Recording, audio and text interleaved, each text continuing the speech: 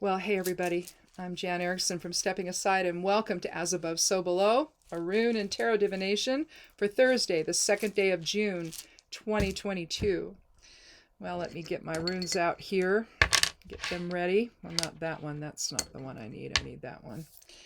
Okay, well, if this is your first time here, welcome. If you've come back, thank you so much. And I hope you'll click subscribe if you haven't, and join our little tarot and rune family here.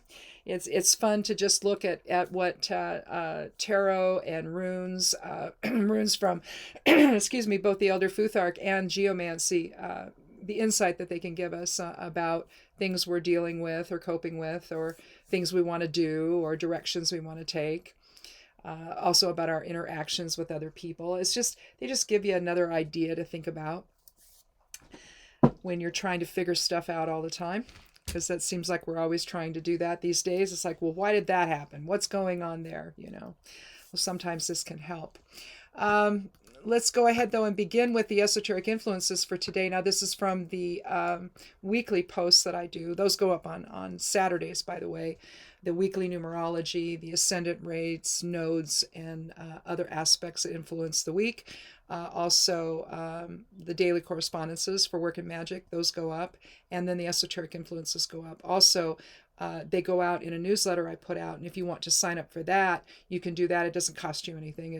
And if you want, you can unsubscribe at any time if you're like, oh gosh, I have too much coming in my email, which I do. So it's like, oh Lord, why is that coming through? So I'm constantly unsubscribing to things, and saying I don't want this. And then it goes to my spam folder. I don't know why it does that. I just don't want to see it anymore, but then I got to go deal with it there. It's like, it's one of the things about Gmail I do not like. But anyway, that's another issue. But it goes in there. Plus, I put other stuff in there as well, and that goes out on Saturday nights as well, or during the day sometime. You can sign up for that over in the side panel of the news of the blog over at imsteppingaside.com. The blog is called Stepping Aside, and you can, if you click on Show More, you'll see a description of what this is that I do, and then down below that there's links. And the website is there too. So if you forget, it's right there. You can just go check and go look at that if you want to. That'd be cool. I've been working on that since 2012. So gosh, going on 10 years now. And I'm pretty proud of it. I'm pretty happy with it. So anyway, something to do. Anyway. The esoteric influences today on the 2nd of June, we have a 2 numerology, so balance, love, reciprocity, decisions. Yura is the Elder Futhark rune for today. So transformation, balance, cycles, it actually means year. Give and take, it can be applied to herbalism, unfolding awareness, gardening, energetic alignment, fertility, all of that. It's Kenaz, forward and reverse. So Kenaz is the torch or the light of spirit coming in. And influencing things. The geomancy room for today is via, or path, or way, or an alignment. The sun's in Gemini, the moon's in Cancer, and the planetary governance is Jupiter if you're working magic today, and favorability there on the 2nd day of the month is excellent. And I do a separate version of the correspondences over on Patreon. Now, I did not do that this week because I put I did something else. But usually what I'll do is I'll do some recommendations for each day for what you can do magic wise. But anyway, if you want to go and follow me over there. But anyhow, you express yourself well in a career that allows you the freedom to explore truth. You may also have a strong need for approval and self-expression that favors the wild child within, which can leave you feeling off balance at times. Today's rune Yera may help you understand the value of energetic alignment and the unfolding awareness that follows, so that a better alignment between ego and higher awareness can result. Persevere through challenges and accept that not everything will go as you may like. And although the best option may not always be the most interesting, it may be just what you need to build your success. Remain open to the ideas that others present and allow a new path to begin. So there's some reciprocity there with that as well. Not just discovering your own path, but Ideally, it's probably going to be in collaboration with other people. It won't simply be about you. Even if you're self-employed, you still have customers, right? You still have whoever's buying your stuff. And so there's your collaborative experience there. And having some reciprocity there is a good thing. So anyhow, let me move this a little ways off the screen. I want to keep it up, though, because lately we've been having the readings have sort of aligned with it. So just in case, I started to do this once already this morning and it just wasn't working for me. So I stopped in midstream and now I'm going to do it again. But it was starting to align a little bit with that, at least in terms of new opportunities and stuff like that. We'll see if that's going to continue here. Sometimes the readings just don't feel right. So, it's like, okay, let's start again. Well, put it this way. Same thing. This is not these. This is the friction within to manifest. So maybe that energy is going to continue here with this reading. This is one of the Norn runes. There's 3 in the Elder Futhark: Hagalaz, Nathis, and Isa. And Nathis, though, is going to be about the future. Hagalaz is about the past. It's transformation within a fixed framework. Isa is about the present moment or alignment or present moment awareness. But this is going to be about the friction within the manifest. So you're talking about basically the future. I was outside yesterday and pollen is high. I planted my beans yesterday. Yay. Getting the space ready in the dome for some of the tomatoes. I'm gonna put some out there. We got another garden spot. Another bed that I'm gonna put the rest of them in, and then maybe I'll put a few on the deck. Maybe, I don't know. We'll see. But unfortunately, with the pollen, grass pollen is high right now, and it's the grass is starting to head up, and it's like, oh geez. Let's see what the Geomancy rune is. Now Nathis is going to be the as above side of the significator for the reading. I view the runes as the significators, as the stuff that basically, acquisitio, yeah, gain. Yeah, this is going to follow suit. This must be the energy then today, even though I wasn't really interacting with what I got. There it is. Looks like it's going to be the same energy then. Here we have acquisitio is like acquisition or gain, acquiring things. So it's success. It's a positive rune. It can mean fortune. So the friction within to manifest something that will gain you success and abundance. You could describe the 2 runes together that way. I better put this over there before I knock it on my keyboard. And I like the new keyboard I have. It's not really so new anymore. When I got this computer, I had been dealing with a lot of frustration in terms of the video, so I just said, you know what, I'm going to try this, and it works. It's the one I use for the videos now, and it works great.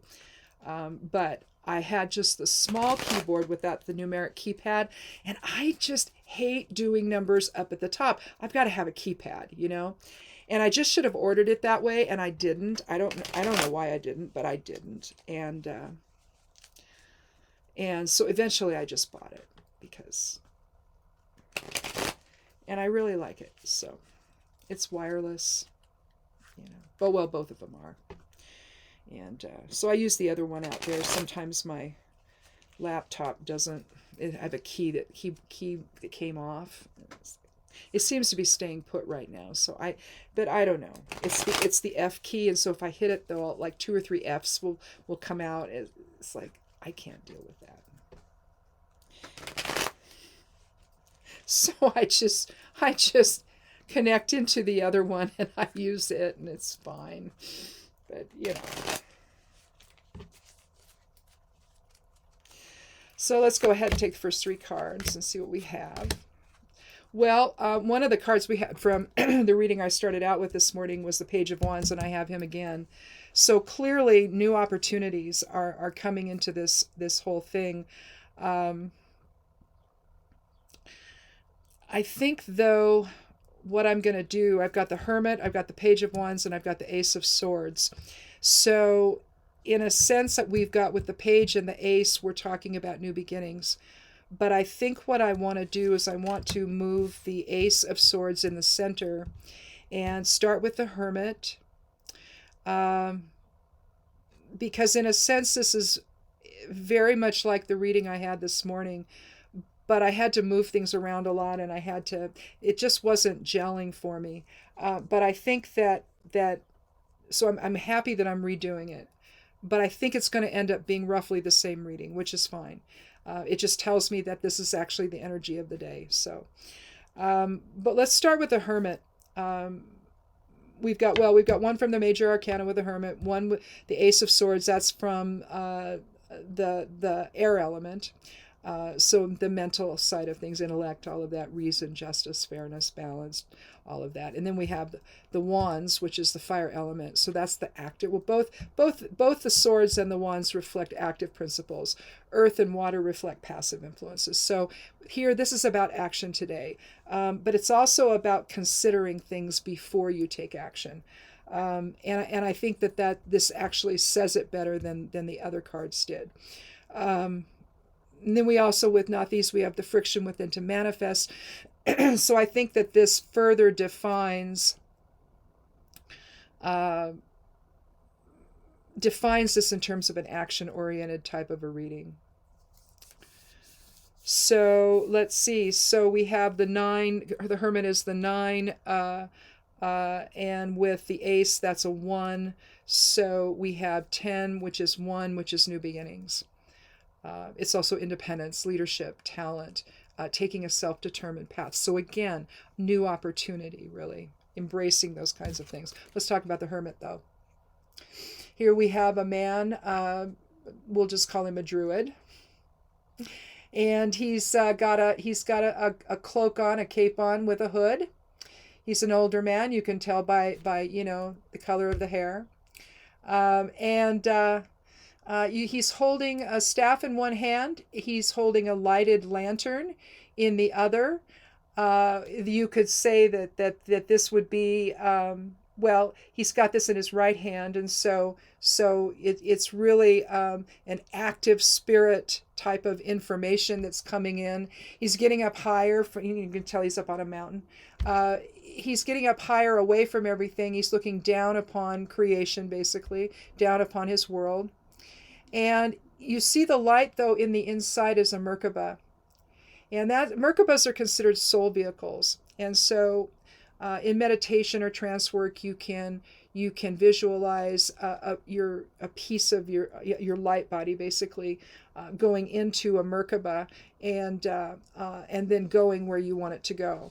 And so it's just basically the protective shield around, your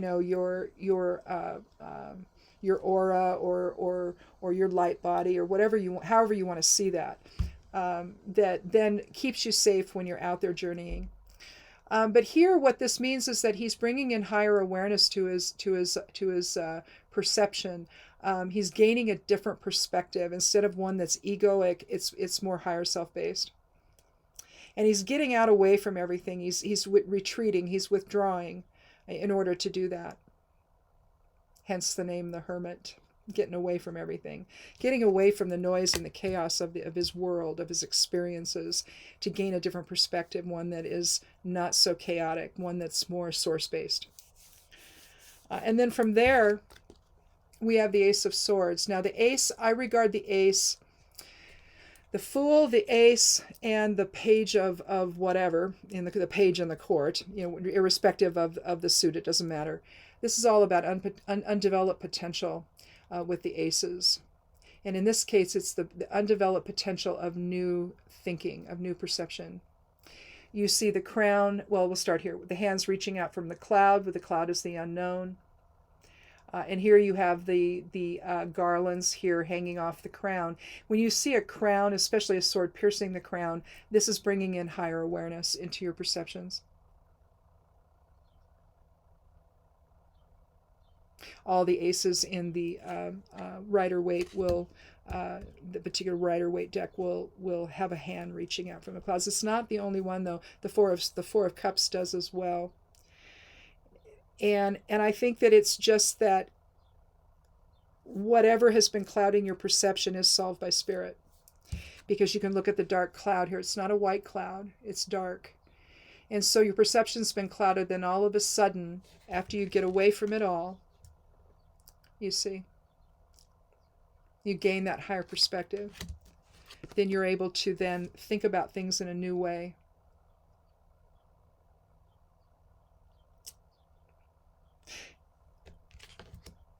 There's also the element of justice here, in balance, cutting through deception. You could look at the dark clouds as deception or chaos or the ego, and coming up with something that is a little more innovative than simply you reacting and taking the, basically acting on the will of others, basically. In that regard, you can, with the page then, another undeveloped potential. But with the Page of Wands, you're talking about new opportunities. And obviously, he's seeking new opportunities. Here, he's also seemingly on a spiritual quest. You can see the 3 pyramids. So he's in Egypt. He's in the Holy Land.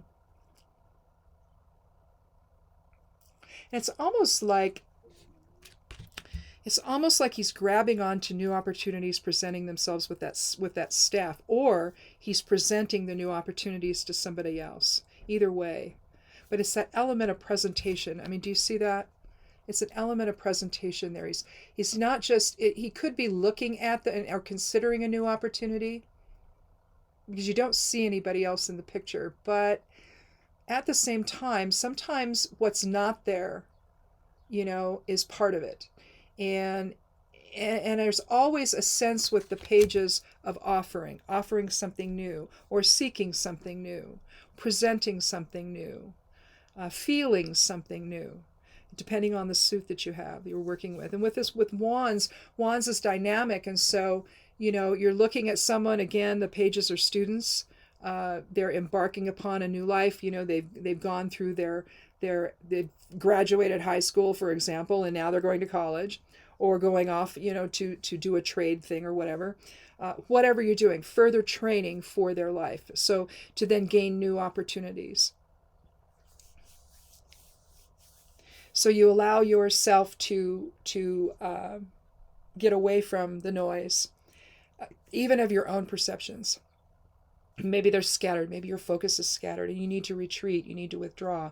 You need to let higher self come in and employ the friction within to manifest something new with not these. Again, the Norn runes I regard, and I've said this before, I regard them, the 3 Norn runes in the Elder Futhark, as having more weight, because the Norns were reportedly the ones the witches or the goddesses that came and gave the runes, or enlightened Odin, basically, after he sacrificed an eye, hung upside down from the world tree for 9 days.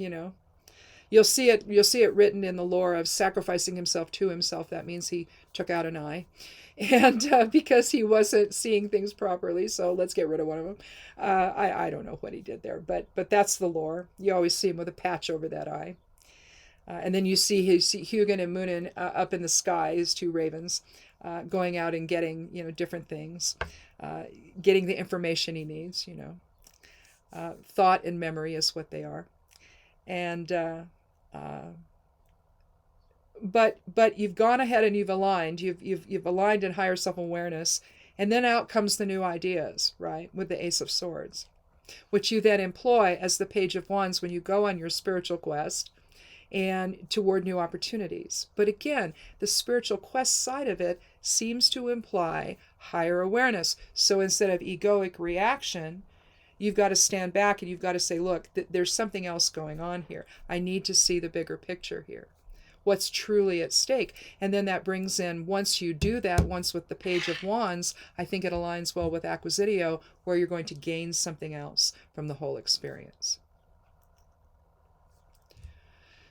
So I don't think we need a 4th card. I really think this is about, in order to manifest something new that's going to be successful for you, you've got to rethink things. You've got to see things from a higher perspective, instead of something that's thoroughly based on ego. That doesn't ever seem to work. So I don't know. well, I mean, it can work, but if you if you're just alone and you're doing fine, that's, I suppose, one thing. But typically when you get to this age, you have a partner or a spouse, or maybe you've got kids too, and so you have other people to think about, and uh, you have to be able to see the overall picture. I've just known so many parents who have kids, and the parents are off doing their own thing. The kids maybe see them now and then. They see them maybe at night, but maybe not. Maybe they see them briefly and then they're gone or out and about.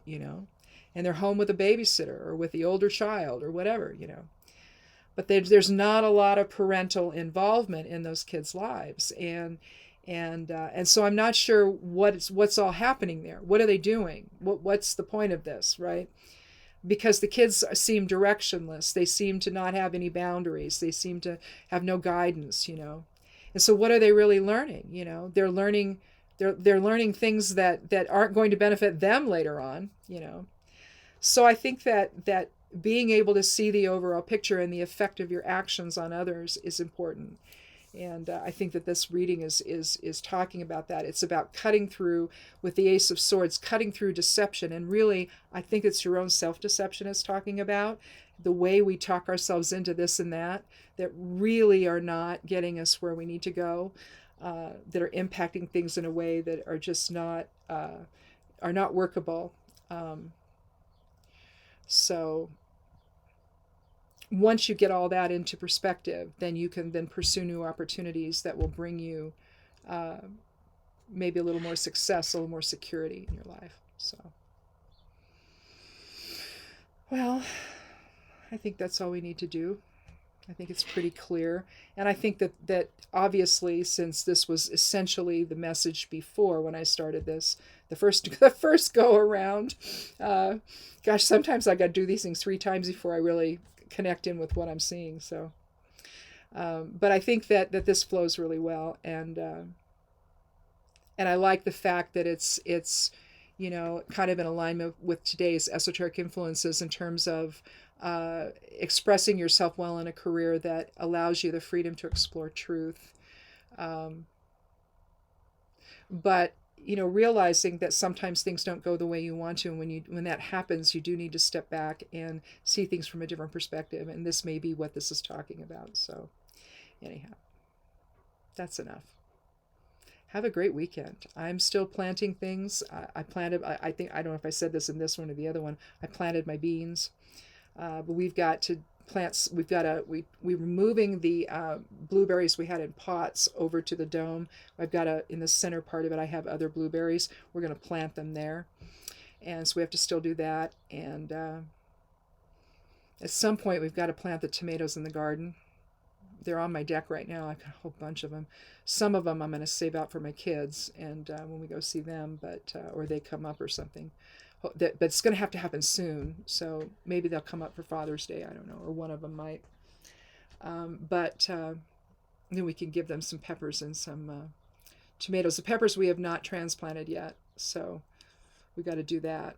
And some of them, though, the Hungarian paprikas, we're going to grow in the greenhouse away from all the others because I don't want any cross-pollination. So that's going to be cool, I think.